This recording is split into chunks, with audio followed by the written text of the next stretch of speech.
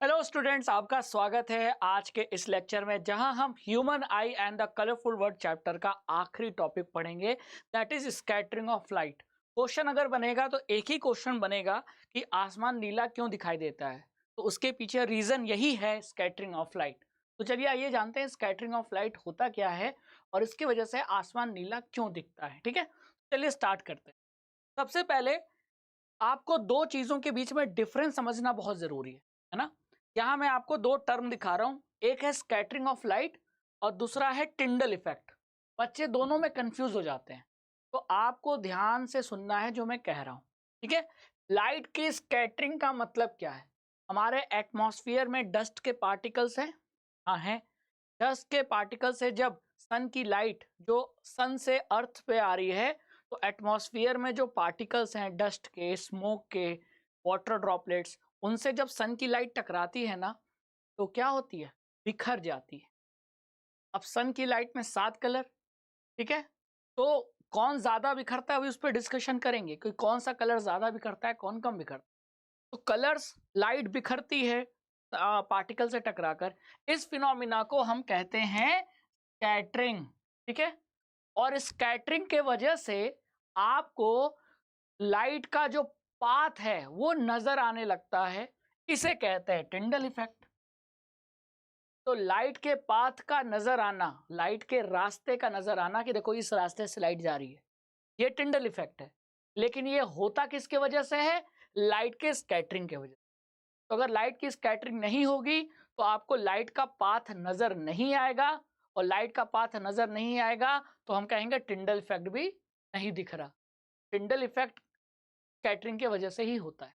ठीक है, स्कैटरिंग होगा तो टिंडल इफेक्ट शो होगा, यानी लाइट का रास्ता नजर आएगा। अगर स्कैटरिंग नहीं होगी तो लाइट का रास्ता भी नजर नहीं। ठीक है, चलिए सबसे पहले यहां आप ध्यान से देखो, क्योंकि बात टिंडल इफेक्ट की आई। तो ये दो बॉटल है, आप कहोगे हाँ बॉटल है, दोनों बॉटल में कुछ लिक्विड भरा हुआ है, इसमें अलग इसमें अलग। ठीक है, और यहां से हम लेजर लाइट क्या कर रहे हैं? यहां से हम लेजर लाइट डाल रहे हैं। तो क्या पहले बॉटल में लाइट का रास्ता नजर आ रहा है? तो आप कहोगे नहीं। लेकिन दूसरे बॉटल में आपको लाइट का रास्ता नजर आ रहा है, तो आप कहोगे हाँ देखो ये लाइट जा रही है। आप कहोगे हाँ। तो इसी को तो टिंडल इफेक्ट कहते हैं। कोलाइडल पार्टिकल्स, या इसका मतलब यहां कौन से पार्टिकल्स थे? यहां जो बॉटल में कोलाइडल पार्टिकल्स थे। कोलाइडल पार्टिकल्स का साइज थोड़ा बड़ा होता है ना, और वो लाइट को क्या करते हैं? स्कैटर करते हैं। तो पार्टिकल्स की वजह से लाइट की स्कैटरिंग हुई और इसीलिए लाइट का रास्ता, पाथ नजर आया। तो लाइट का पाथ नजर आया आपको किस बॉटल में? बी बॉटल में। तो इसी इफेक्ट को कहते हैं टिंडल इफेक्ट। तो ये हुआ किसके कारण? स्कैटरिंग के कारण। कौन किया है स्कैटरिंग? पार्टिकल्स। कौन से पार्टिकल्स? Colloidal particles. तो स्कैटरिंग लाइट की कौन करता है? पार्टिकल्स करते हैं जो छोटे साइज के हो। ठीक है, तो टिंडल इफेक्ट समझ में आ गया। अब आ जाओ टिंडल इफेक्ट से स्कैटरिंग को समझते हैं। यहां भी देखो, यहां दो सोल्यूशन है और एक तरफ ये टॉर्च जलाया गया, तो आपको लाइट का पाथ पहले सोल्यूशन में नजर आया नहीं, लेकिन दूसरे में हाँ सर नजर आ रहा है। ये देखो ये लाइट है और ये रोशनी जा रही है ना। तो आपको यहां लाइट का पाथ नजर आया, तो the phenomena of scattering of light. तो यहां लाइट का पाथ नजर क्यों आया? क्योंकि यहां कोलाइडल पार्टिकल्स थे, यहां लिक्विड में कोलाइडल पार्टिकल्स थे। यहां से जब ये लाइट आई तो इन कोलाइडल पार्टिकल से टकराकर क्या हुई? स्कैटर हुई, और इसके वजह से पाथ ऑफ लाइट आपको नजर आने लगा, विजिबल हो गया, और इसी इफेक्ट को कहते हैं टिंडल इफेक्ट। तो स्कैटरिंग होगी लाइट की तो ही टिंडल इफेक्ट शो होगा। बात क्लियर? चलिए, why is the colour of clear sky blue? अब क्वेश्चन ये उठता है, आसमान का रंग है ना नीला क्यों होता है? तो इसका कारण है, रीजन है स्कैटरिंग ऑफ लाइट।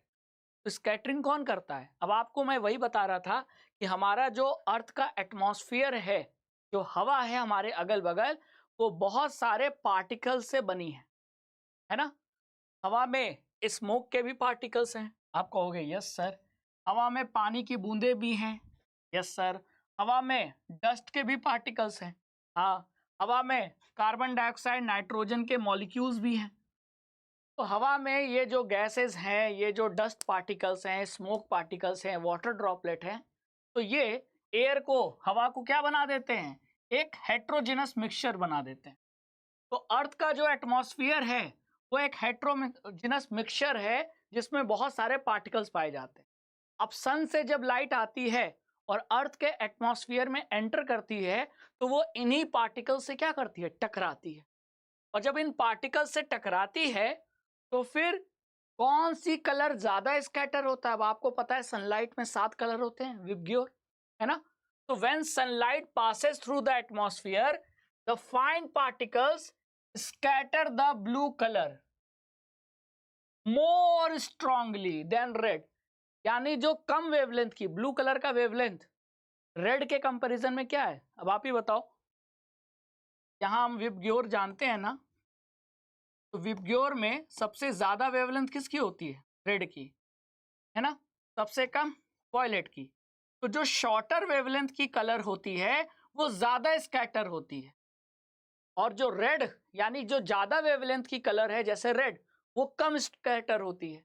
तो वही चीज लिखा है कि when sunlight passes through the earth atmosphere, the fine particles, ये फाइन पार्टिकल्स कहाँ हैं, अर्थ के एटमॉस्फेयर में, वो लाइट को स्कैटर करते हैं, है ना।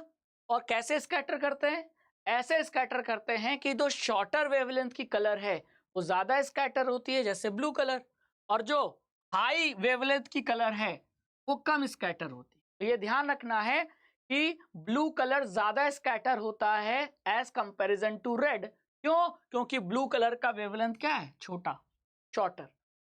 और फिर ये जो ब्लू कलर ज्यादा स्कैटर होता है वो हमारी आईज में एंटर करता है, और जो कलर आंखों में एंटर करेगा, आसमान भी तो वैसा दिखाई देगा, इसीलिए आसमान नीला दिखाई देगा। ठीक है, तो आसमान के नीले दिखाई देने के पीछे कारण ये है कि आसमान में, एटमॉस्फेयर में जो पार्टिकल्स हैं वो सन से आने वाली लाइट को स्कैटर करते हैं और ब्लू कलर को ज्यादा स्कैटर करते हैं, और वो कलर हमारी आंखों में ज्यादा जाएगा तो आसमान भी वैसा ही ज्यादा दिखेगा, वैसा मतलब ब्लू कलर का। लेकिन अगर आप सोचो कि अगर अर्थ के एटमॉस्फेयर में पार्टिकल्स नहीं होते तो फिर लाइट की स्कैटरिंग नहीं होती। तो अगर मैं आपको कहाँ ले जाऊं, जुपिटर या यूनिवर्स में ले जाऊं मान लो, तो क्या यूनिवर्स में एटमॉस्फेयर है, यूनिवर्स में तो वैक्यूम है। और जहां भी वैक्यूम है मतलब वहां नो पार्टिकल्स, और पार्टिकल्स नहीं होगा मतलब लाइट की स्कैटरिंग नहीं होगी, और स्कैटरिंग नहीं होगी तो आसमान नीला नहीं दिखाई देगा, तो फिर क्या दिखाई देगा, काला।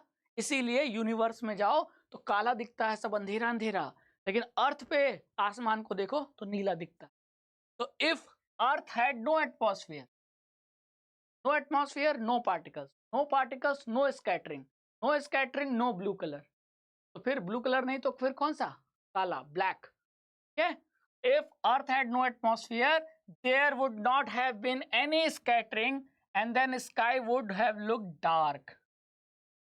तो अगर आप चांद से अर्थ को देखोगे, तो चांद से, मून से अर्थ को देखोगे तो नीला नहीं दिखेगा, आसमान कैसा दिखेगा, काला, क्योंकि चांद पे कोई एटमॉस्फेयर नहीं है। लेकिन वहीं धरती से आसमान को देखोगे तो नीला दिखेगा, क्योंकि धरती पर एटमॉस्फेयर है, उस एटमॉस्फेयर में पार्टिकल्स हैं जो कि लाइट को स्कैटर करते हैं, ब्लू कलर को ज़्यादा स्कैटर करते हैं, तो ब्लू कलर ज़्यादा बिखरता है। जो कलर हर जगह बिखर जाएगा वही तो आंखों में एंटर करेगा, और जो कलर आंखों में एंटर करेगा आसमान वैसा ही दिखाई देगा। यानी क्लियर। तो ये था इसके पीछे। आई होप कि अब आपको एक छोटा सा टॉपिक समझ में आ गया होगा, और इसी के साथ ये चैप्टर कंप्लीट होता है। नेक्स्ट वीडियो में आपको इस चैप्टर की एनसीईआरटी एक्सरसाइज के मैं सोल्यूशन कर, तो वीडियो को लाइक कीजिए, शेयर कीजिए, चैनल को सब्सक्राइब कर लीजिए ताकि आप तक वीडियो का नोटिफिकेशन पहुंचता रहे और आप हमारे साथ पढ़ते रहें। Thank you so much.